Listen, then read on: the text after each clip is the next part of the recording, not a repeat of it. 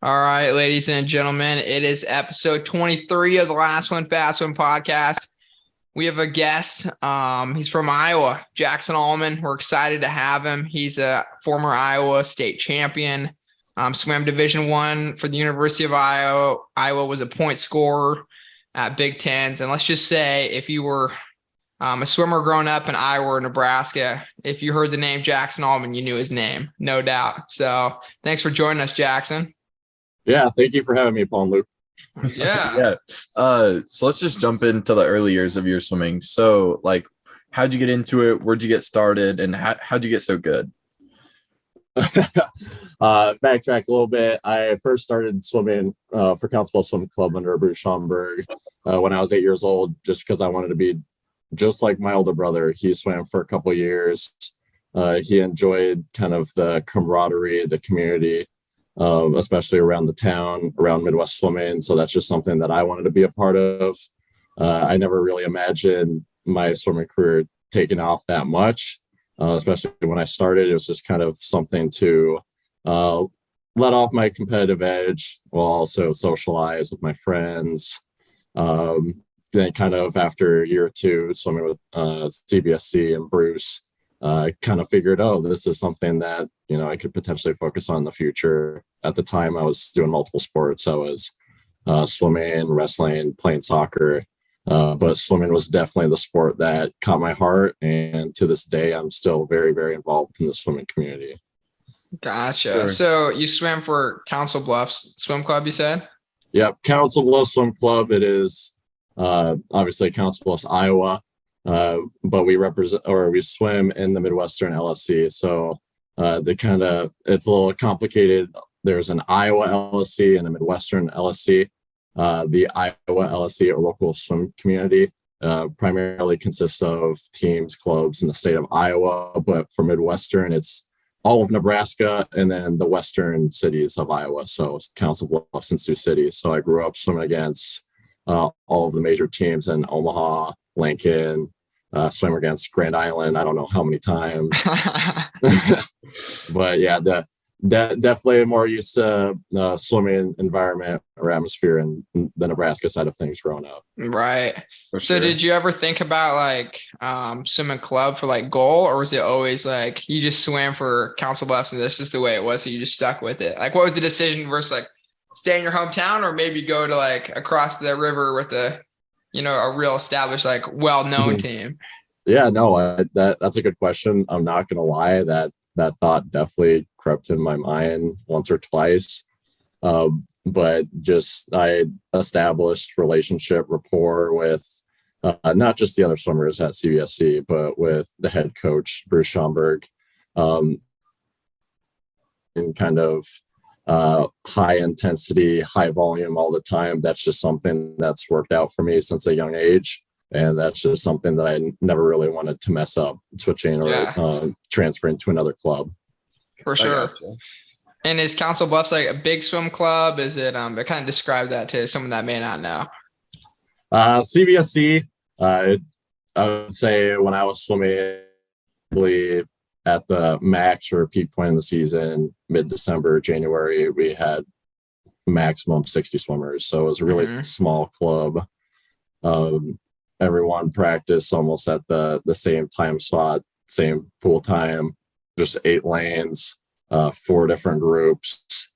It was definitely a little bit more of a low-key training environment than per se University of Iowa or LMST, the team that I'm coaching right now. But it was definitely an awesome swimming environment. If you're committed to swim Bruce Schomburg's practices, if you're committed to his training regimen, then you're going to get something out of it. You're definitely going to improve year to year.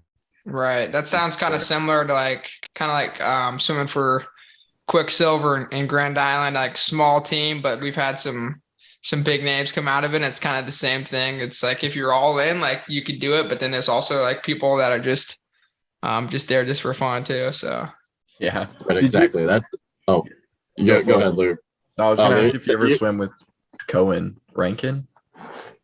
I swam against Cohen Rankin. He's quite a bit younger than I am, so I swam a lot with his older brother Billy, William Rankin, who also swims with him at Army West Point right now. So we were, I want to say rivals, but we were definitely in a lot of races together. Swam against him senior year of state in the 100 free. Kind of just the Sioux City Council Bluffs rivalry. I would say that's probably the biggest competitor that we had in terms of Western Iowa swimming was that Council Bluffs, maybe our 5 good athletes versus Sioux City's 5 good athletes, you know? Yeah. Yep. So no, go ahead, it. Luke. You got it, Luke. So I was just gonna talk to you about like how did your commitment process go? So you were really popping off going into high school, so you had to get some big names. So like what kind of schools were you talking to? Honestly, my recruitment probably wasn't as large as you might expect. There are a decent amount of mid-major schools that are reaching out. Kind of as someone who grew up watching college sports, whether it's college football, college basketball, the goal was always to go to a Power 5 school, Power 5 university.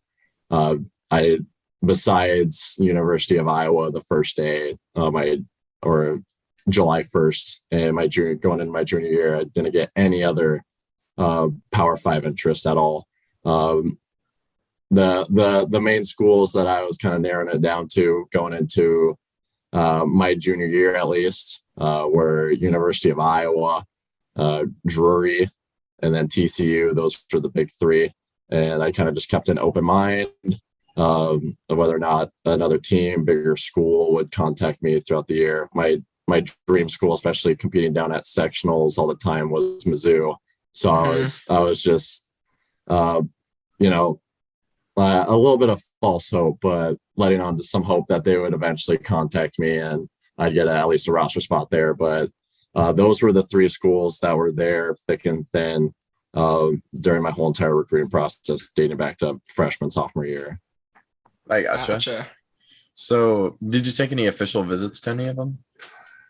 I took an official visit to Iowa, and I went down to Drury, and those were the only 2 that I needed to make my decision. I had other schools that I lined up official visits for, but I knew those were the 2 that were kind of set apart at the time. But once I took my recruiting visit or my official visit to Iowa, what was it? Labor Day weekend, my senior year. Just the atmosphere of Iowa City, especially. That was the first football game where they introduced the wave. Cool. Iowa played against Wyoming when Josh Allen was still quarterback, so it was just an exciting time, and I just knew from that point, I was going to call Iowa City home. I think the Hawks smoked them too. It was 24-3, I think. It was an ugly game. There was one play in the middle of the game when I don't know, this was on, I guess not like a highlight reel, but it was on ESPN, Bleacher Report, like every social media platform, that like the Wyoming punter literally dropped the football and just completely missed the kick. Like it just ended up as a fumble. And I just remember from that day, like, is this the game that I decided to go on a recruiting trip to? Because it was either that or Penn State. Oh, there you go. There we go. That's funny. Yeah. So going forward, like committing to Iowa, what major did you choose at first? I originally was a statistics major. Okay. Not that I necessarily hated it or dreaded the classes, the courses. I was always a STEM kid growing up in high school. That was always kind of right up my alley. But after a while, after these boring, monotonous, mundane classes, is this something that I want to do the rest of my life? Do I actually want to become an actuary? And kind of halfway through my sophomore year, I transitioned to sport and recreation management at Iowa. So cool. Course load, I want to say, was nearly as stressful.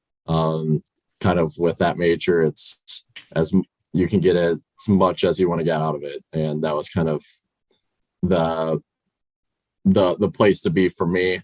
Definitely more of a people person, need to get my dose of interacting with others on a day-to-day basis. So switched to SRM, ended up finishing my undergrad with that major, and just finished my master's studies within the same major, sport and recreation management. Awesome. That's interesting. So when I went to Iowa my first year, that was my major. So I took like sales and sport, like selling in the sport industry, I think, and then I switched or whatever. So yeah, I don't know if sales and sport with Packy Moran is the most enticing course within the SRM department, but that damn script, man, that took me forever. So you had to remember a 12-minute script verbatim, word for word, and it was just it was absolute hell. That's all I can say. For sure. So what else did you like about Iowa City? And then we'll dive into the swimming. But besides the swimming, I kind of just liked how Iowa City kind of gets a bad rap about this a little bit, how big the campus is. Mm-hmm. But like honestly, I don't see all the fuss. Like I think it's a pretty tight knit campus. It's very walkable. Campus is absolutely beautiful. Obviously, you've probably been to the old Capitol or the Pentecrest. Just the environment, friendly people that you pass by on the street. If you're wearing a Tiger Hawk on your hoodie shirt, like you're just automatically going to get a Go Hawks no matter what. So yeah. I'd say the people, definitely. For sure. So what's it like being that first year on campus? You go from, Council Bluffs, swimming kind of in a smaller club, to the University of Iowa, big time, Power 5, Big Ten school. So swimming for the Hawks, just kind of give us like the insight of what it was like to like be a University of Iowa swimmer. Yeah, it was a little bit of a culture shock, to say the least. Not to discredit anyone that swam at CBSE or Council Swim Club. We produced a lot of great talent, a lot of Division I swimmers. But for a long time, 2 or 3 years, I was essentially just training by myself. The only thing that I was kind of chasing were my own times in practice. Now fast forward to freshman year, arriving at the University of Iowa. I mean, you're now joining a prestigious group where everyone has the same backstory. Everyone was, the crap on their own club. Everyone was above and beyond everyone else. And it was kind of hard or frustrating to realize that first, because first day of practice, especially with the ethic that I thought I had, I expected to be ahead of everyone going to practice. But the truth is, once you get to a certain level, Division I level, everyone has that dedication. And it's definitely a very tough transition. Yeah. Do you have maybe a favorite memory from your first year? Favorite memory? I'd say specifically from swimming, or at least swim meets, Hawk invite or freshman year. That was the only time where we hosted an invite on my time on the team. 800 free relay. I got the honor of swimming on the A relay. At the time, we didn't necessarily come down and taper too much. We wrestled a little bit, but we didn't shave. Wasn't expecting much. And all of a sudden, I was just going best times, improving times that I was going at the end of high school, fully tapered, fully rested. But then I was able to swim on the 800 free relay. And we swam right next to Minnesota. Actually swam next to my bud, Cameron Kelly, who was one of my assistant coaches at LMST right now. He was the second swimmer for Minnesota. I was the second swimmer for Iowa. Also swam against Purdue, Grand Canyon.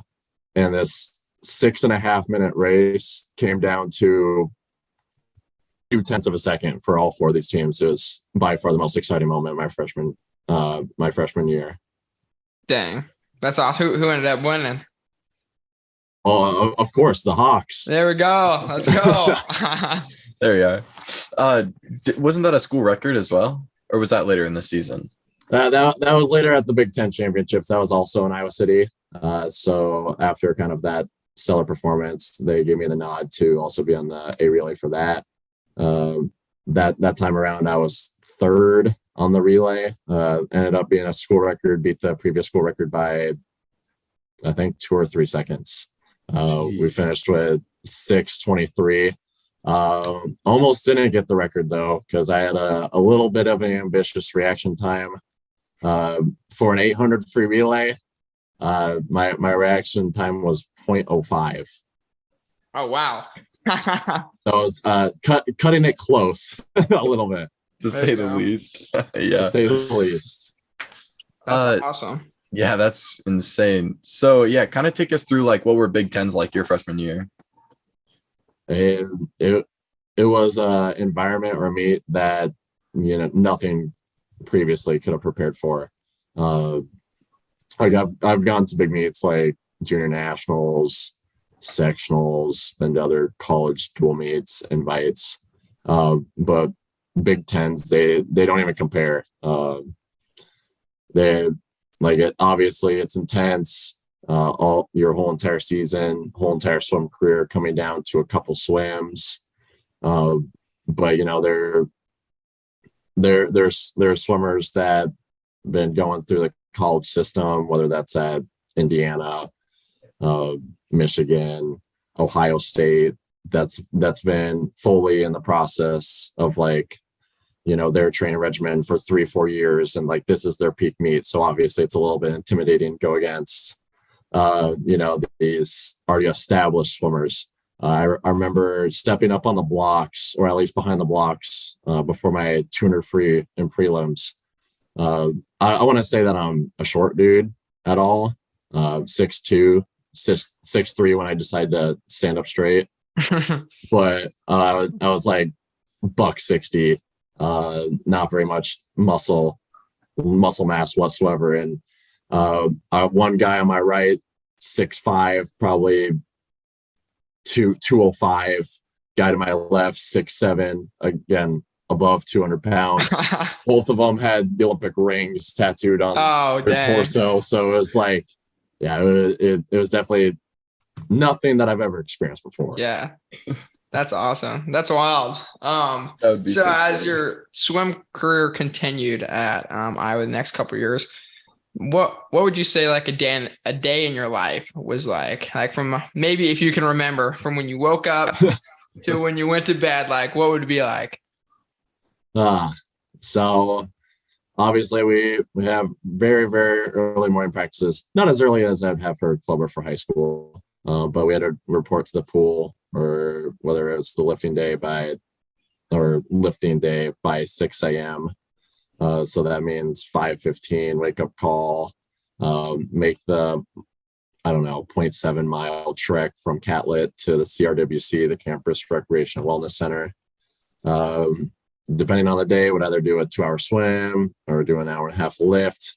Once we're done with that, I'd walk back to Catlett, eat probably a million French toast sticks, whether that was definitely my go-to in the dining hall.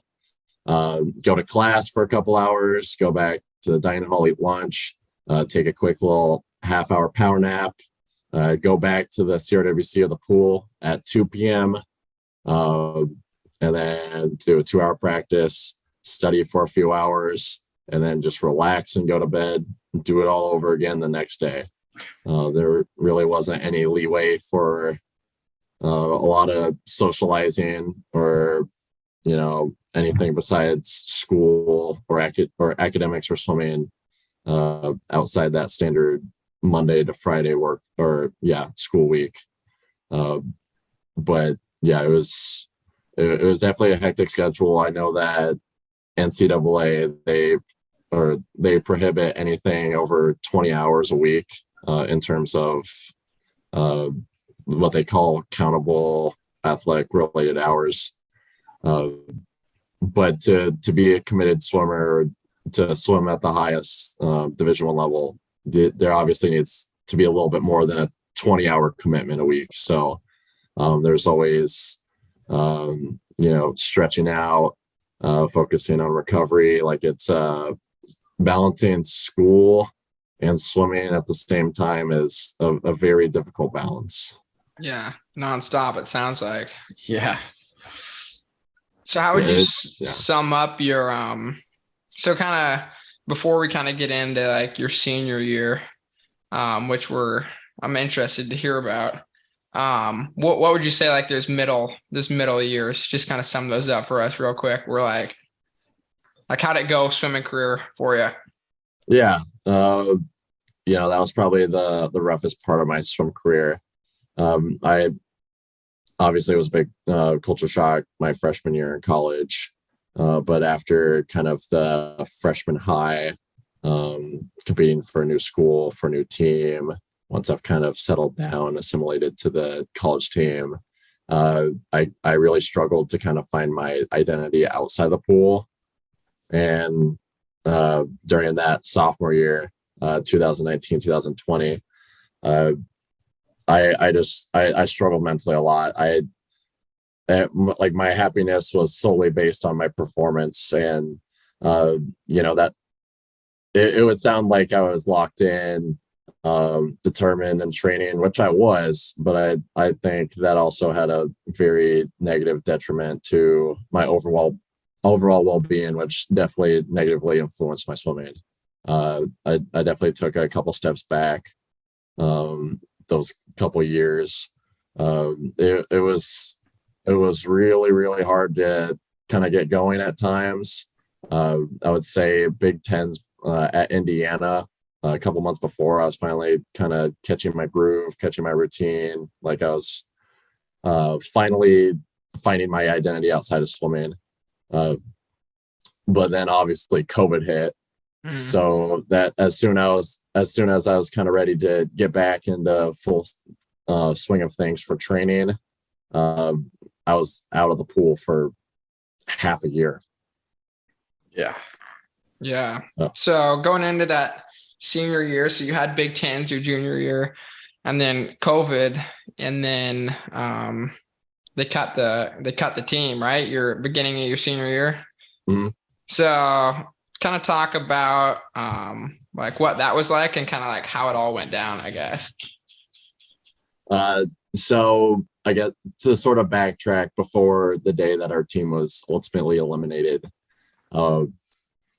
It was funny because we were having weekly Zoom calls throughout the summer, just to kind of check in, even though a lot of us were out of the pool, not training at the time, just like kind of as a mental health check to see how we were doing, what we can kind of do to stay mentally focused, mentally sharp.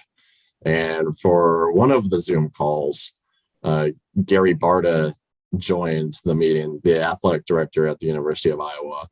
And just towards it was like a very like procedural meeting, like nothing too extreme, but just at the end of the meeting, as a little gag, our head coach Mark Long, he mentioned something to the effect of, "Oh, like I think that was around the time that Dartmouth cut their men's swim team," and Mark was saying, "Oh, like the University of Iowa, like they would never cut their swim team, right?" And then Barta was like kind of agreeing with him, like, "Yeah, like we would never do that."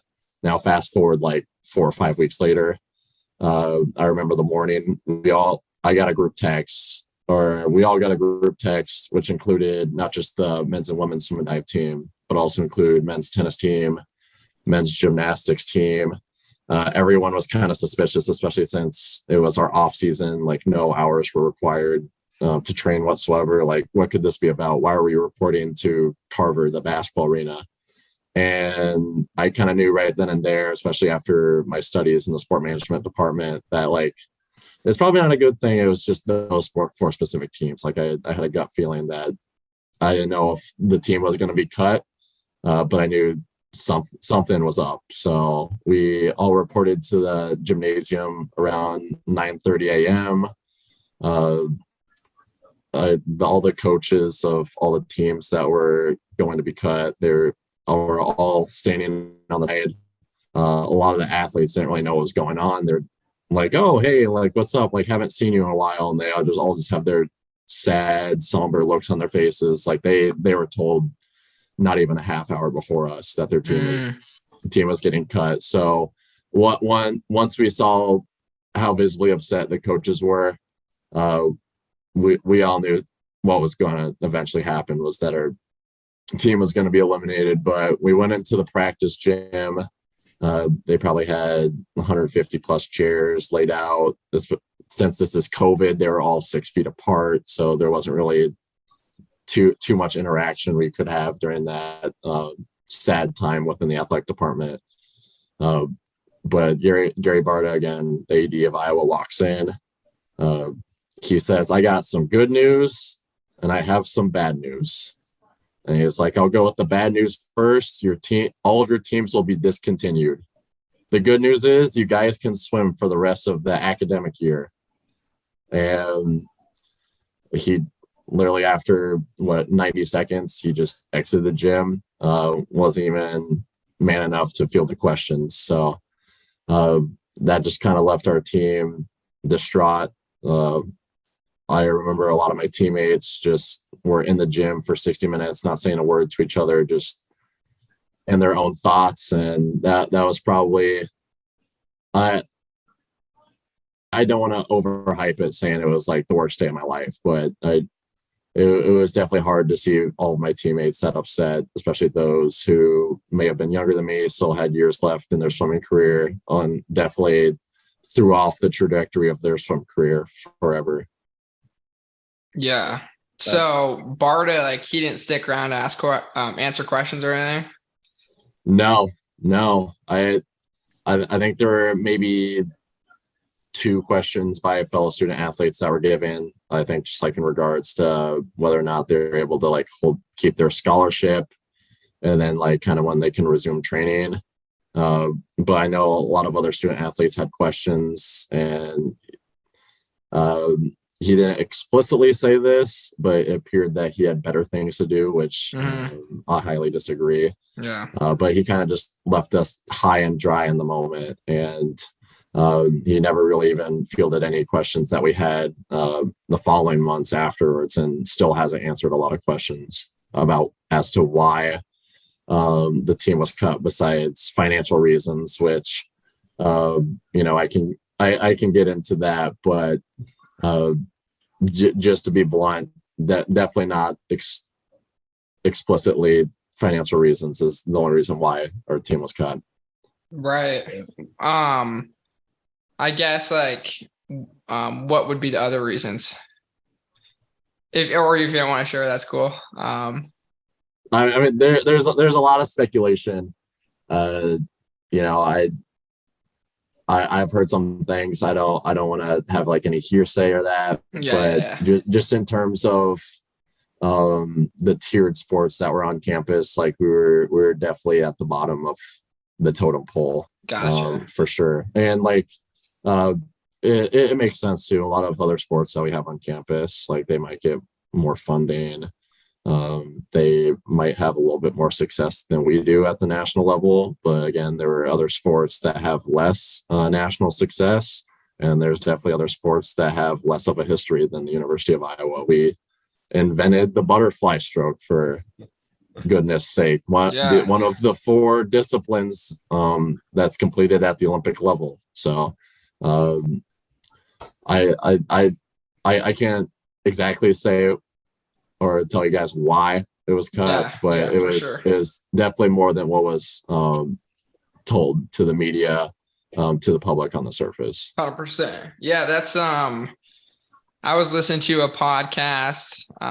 It's like a football podcast, but they had brought a swimmer on to talk about like what happened or whatever. And I thought the first time I heard it, I thought it was absolutely mind blowing that the athletic director would walk in there, say, all right, you guys cut. And then he just ditches, like, you guys invested your whole lives and, every breathing second of swimming for the University of Iowa, working hard to represent that university. And then he can't stick around for 20 seconds to answer questions. It's mind boggling to say the least. And especially since, what was it? It was for some of the freshmen that were on the team or on the swim team, gymnastics team, tennis team, it may have been their 2nd or 3rd day on campus in Iowa City. Like, no way. Dang. And just for like it's a big decision, not just for anyone that competes in a collegiate sport, just for anyone that attends a university that's away from home, costs a lot of money in tuition. Like it feels like the administration in Iowa didn't necessarily respect that commitment that the student athletes had to the athletic department. That wasn't showed vice versa. Yeah, for sure. So as the year kind of continues, then like I saw like in September, like they announced that they were gonna raise the football coaches, give all the football coaches raises, and it totaled to be 575,000, which I guess I'm not sure exactly like where all the money comes from, but it's still crazy that another team would get 500,000 while all these other teams were just told to basically kick rocks. Yeah, So like, I mean, go ahead. I can kind of attest that a little bit. Specifically with the Iowa football coaches, like it was within their contract. Okay. Well before teams were cut, that they were going to receive these bonuses based on the year 2020. But it was also really bad timing that when they cut the program, because obviously college athletics, especially college football, and their TV rights deal, TV broadcasting deal brings in a lot of money to the athletic department. And that was the same week when Big Ten Commissioner Kevin Warren decided they weren't going to play football that year, even though a lot of other Power 5 conferences were planning on playing. So I think it was a very reactionary decision by the athletic department. Just in the short term, they saw that they were going to lose tens of millions of dollars not having college football that year, even though they ended up playing college football and getting probably about 2/3 of the TV rights deal with ESPN, Fox. Right. So again, very, very reactionary. But that's not necessarily the football coaches' faults. A lot of them took furloughs, a lot of them took pay cuts, whether or not they were publicly stated. It wasn't. A lot of them did that in private behind closed doors, but also a lot of them didn't take any pay cuts. Not like they were expected to, but in an unprecedented time like that, like I don't know, that as a swim coach or as someone who was wanting to be a college athletics administrator, that would be something I'd do in a heartbeat. Would take a pay cut for sure. Yeah, so then what's that like rest of the year like? So the University of Iowa men's team, at least I don't know if you guys thought it had a chance to get reinstated or not, but the rest of the year, like do you have this idea that like this is going to be the last Iowa men's team and like you're representing like the last Iowa men's swim team and maybe the long-term future or history? I know for the men's team, there was never really this big glimpse of hope that the team was going to be reinstated. Women's team was a different story, especially with Title IX issues at the time. But for the guys, we kind of made it our point, or we set out to make this the last and greatest year in Iowa swimming's history. So we all kind of bought into that year a lot, and it was pretty weird because at the beginning, within the first couple months, like this is something that's never really happened to another college team.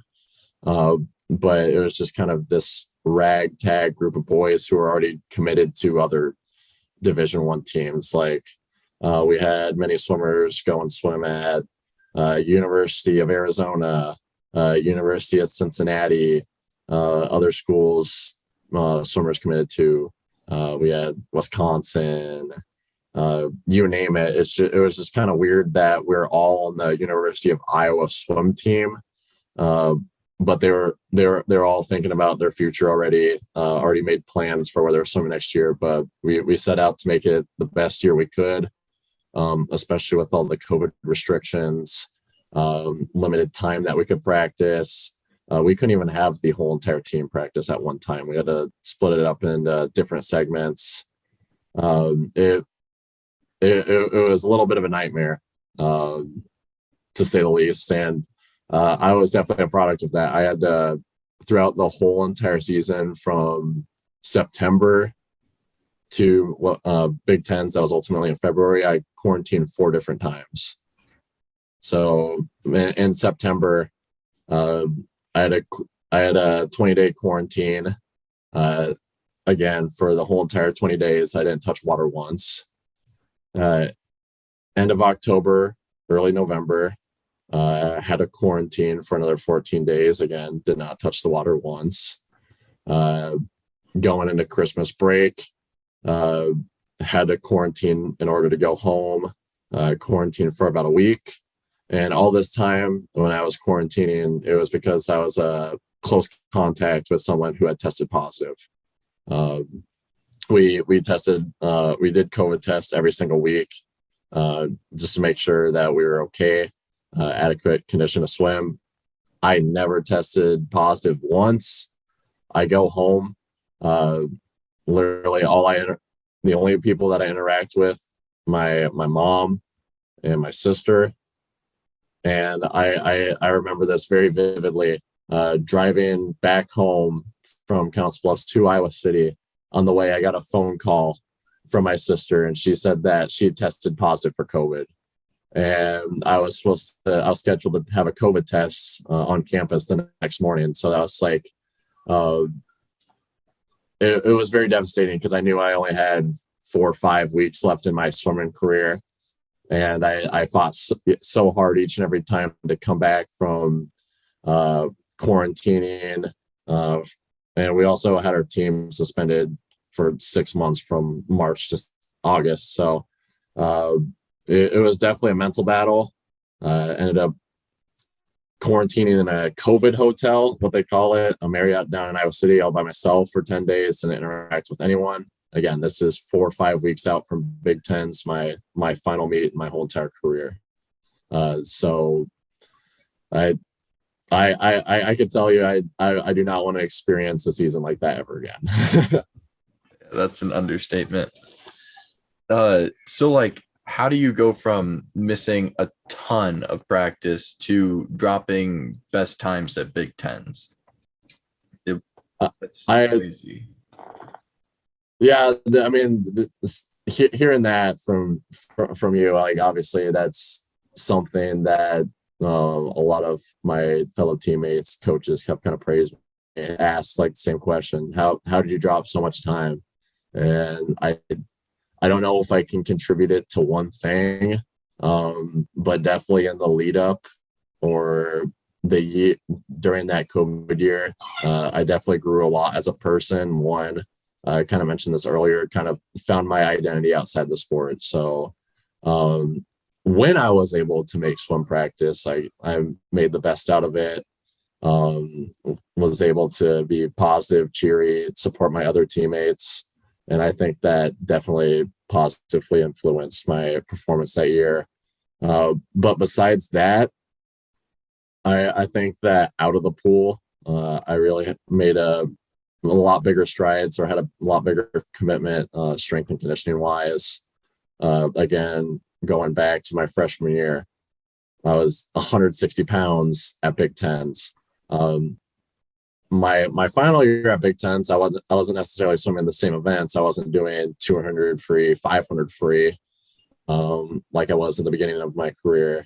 Once I kind of transitioned to more sprint, butterfly, sprint free, I knew that I needed to put on those pounds. And I think all that time off kind of helped me sustain that weight, which I wasn't able to do, previous 2-3 years like that. I have a pretty high metabolism.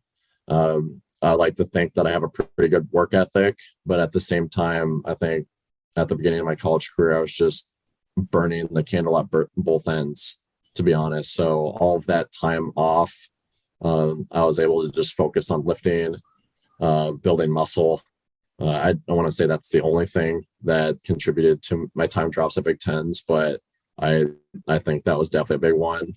In addition to doing a little bit more of sprint oriented practices, I was primarily in middle distance and distance group for my first few years at Iowa.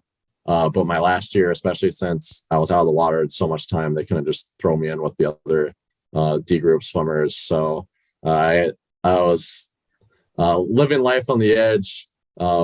Finally, living my sprint days. The dream for every single distance swimmer. So I think just that attention to race pace, just doing 25s, 50s, 100s on repeat with a little bit more rest definitely helped with the time drops. Yeah, I gotcha. So after this, like almost like cataclysmic last year of swimming, what does it look like going forward after college? So I did technically have another couple of years of eligibility. So in the back of my mind, I was kind of exercising whether or not I'd transfer. Technically, I never entered the transfer portal. And I won't call anyone out for sure, but I was talking to other coaches. I kind of feeling out how much scholarship money I'd get. But ultimately, kind of the best decision for me at that time. Even if I had a little bit more left in my swimming career, I was satisfied with where I was, and I ultimately decided to stay in Iowa City with my longtime girlfriend Alina. Didn't want to uproot my life just for 1 or 2 years of swimming. So I ended up staying at the University of Iowa, finished my undergrad in sport and recreation management, and kind of always the plan. If the team didn't get cut, I was going to continue my studies in the sport management master's program. So I ended up finishing that out. And then just recently, as of this fall, I was offered and accepted the role of head coach of the Linn-Mar swim team up in Marion, Iowa. So I've been at that ever since August 2022. Been balancing that with grad school, 40-hour work week in grad school. I would say that's probably the hardest balance that I've ever had to do with my life, even comparing to freshman, sophomore year where, I was either swimming, studying. Like this was by far the hardest time of my life to try and balance that. For sure. So is the head coach, is that like club swimming? Is that high school? Like what's that look like for you? No, so Linn-Mar swim team, it's operated and funded through the Linn-Mar Community School District, but it is a USA Swimming Club team. Gotcha. So we have 210 swimmers registered for this short course season 2022 to 2023. We recently just sent 4 swimmers down to Winter Junior Nationals in Austin, Texas. Even had a swimmer place 10th or 2nd in the B final in the 200 backstrokes. So cool. I wouldn't say that's necessarily I would say it definitely not my doing. It's the system, the product that was already put in place with the employees, coaches that were here before me. I just have the honor and the privilege of kind of carrying that torch, carrying that momentum forward to a new generation of swimmers. Yeah. I look forward to seeing 4 junior national swimmers is nothing to scoff at. So it's impressive. We have a lot more swimmers that I think are kind of on the brink of that sectional to Winter Junior National level. So it's kind of my job to take advantage of those hundredths of a second, get them over the hump.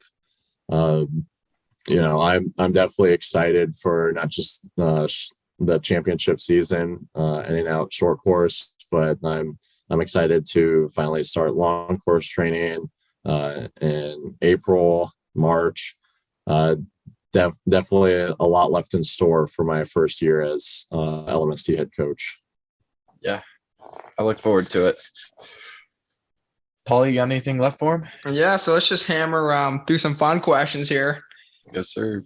What is your favorite meat snack? So what are you eating out of meat? What am I eating out of meat? So for the most part, I really like I could not eat a snack like in between races, no matter like if I was hungry, um, or just running on an empty stomach. Like I want to say it's like superstition or anything like that, but I was just like always way too nervous to eat. But one thing, once I got to University of Iowa, uh, within like their refueling station or the food and snack that they give to the student athletes, they had these packets of granola with chocolate chips, and I would just go into the refueling station. I would hoard all of them, probably dozens at a time, and I would just eat all of that in between my events. That I don't, yeah. Again, I don't know if that necessarily helped my performance, but it was carbs, and it was my go-to. I gotcha. Are you jamming behind the blocks? And if so, what are you jamming to? uh, I was always someone, especially towards like end of my high school career, beginning of college career. I always like to be in the zone. Probably listening to uh, J. Cole, Tyler the Creator. I don't know if I can say this now, but Kanye. Uh, the like just kind of that genre of music that was my go-to. So for sure, bangers. Gotcha. Your favorite pool you've ever swam at? Uh, I didn't technically get to compete in the Olympic trials, but I swam in the trials pool in 2016 and 2021. 2016 for a test event, the Omaha Cup, and then 2021, I was fortunate to get a deck pass and sneak into the pool Cool. for one of the days. So That's awesome. by far that's the best pool I've ever swam at. Competed at. I really liked Ohio State's pool up in Columbus. I don't think it's nearly as fancy as some of the newer natatoriums, but it's definitely capable. Has some good amenities, and it kind of like that home atmosphere. Was able to swim fast there. Yeah, for sure. Gotcha. If you had to pick one event to swim, which event? One event to swim. Yeah. I wouldn't say this was necessarily my best event. My best event growing up was 200 free, but 100 fly, that was just always something that I enjoyed. Whether or not I was good at it, that was just something that I was always interested in swimming. Always interested in trying to swim faster. And yeah, for sure. And if you could swim with anyone, they like past or present, so you could do laps with Abe Lincoln or Michael Phelps. It doesn't matter who you swimming with. Oh wow, that I would say probably currently. I mean, obviously he's probably a little bit younger than I am, but probably got to go with the chlorine daddy, David Popovich. Okay, nice. Very cool. I just feel like his demeanor, very straightforward, very competitive. I think it'd be fun to train with him. That would be sweet, for sure. For sure. Who's the coolest person you've swam with? Just in the same pool. It doesn't have to be in the same event. I can tell you right now, probably craziest, or in my age group swimming career, craziest heat that I was in. It was 200 free my junior year of high school at sectionals. I was in between Jack Dolan, who's a pretty high caliber swimmer now at Arizona State, next to Josh Davis, former Olympic gold medalist in the 200 free. Yeah. And then in the lane over from him was Patrick Callan, who is also a Tokyo Olympian. So that was probably, at least in my club swimming days, that was the highest caliber heat that I was in. Growing up, I also swam with Michael Andrew a lot. I was right next to him when he broke his first national age group record ever. He has he ended up having like 100 plus national age group records. I was right next to him in the 10 under 50 free for his first down in good old Lawrence, Kansas for the All-Star meet. He went a 24.6, and I was worlds away with a 29. But it was cool to be, you know, with in the same, not the same realm, but within his presence, I would say. That's cool. That's super cool. Yeah. And our last question is, if you have one piece of advice to someone, or like words of wisdom, what would you give it? What would you give to them? I just say don't be too consumed about whether you're a swimmer, athlete, whether you have another hobby. Don't be too consumed, or don't have your sole identity being, you know, that hobby, that extracurricular, that sport. You know, for the longest time, when someone ran into across the street, it was always, "Hey, Jackson, you're the swimmer." You know, next Michael Phelps. And I'm sure you guys have probably got it. Most swimmers have. You know, that was just like my sole identity, and I definitely ran with it for a while. But then kind of towards the end of my swim career, I was like, honestly, what's next? I've been so hyper focused on swimming my whole entire life. You know, what is for me after this? Like, what else am I interested in? So once I kind of discovered who I was, it was definitely a lot easier to see swimming as something more of like a fun activity on the side, which definitely helped my performance. I'd say that realization or self-actualization came later on my career, but that definitely doesn't mean that has to happen for someone else. You know, that there's middle schoolers, high schoolers that have the same exact problem. You know, you're not just solely your sole title is not just swimmer. You can be a swimmer, but you're not the swimmer. For sure. Nice. Good quote. That was awesome. Yep. I loved it. You have anything else you want to tell the audience before we wrap it up? No, I don't think so. All right. Well, that is episode 23, Jackson Allmon.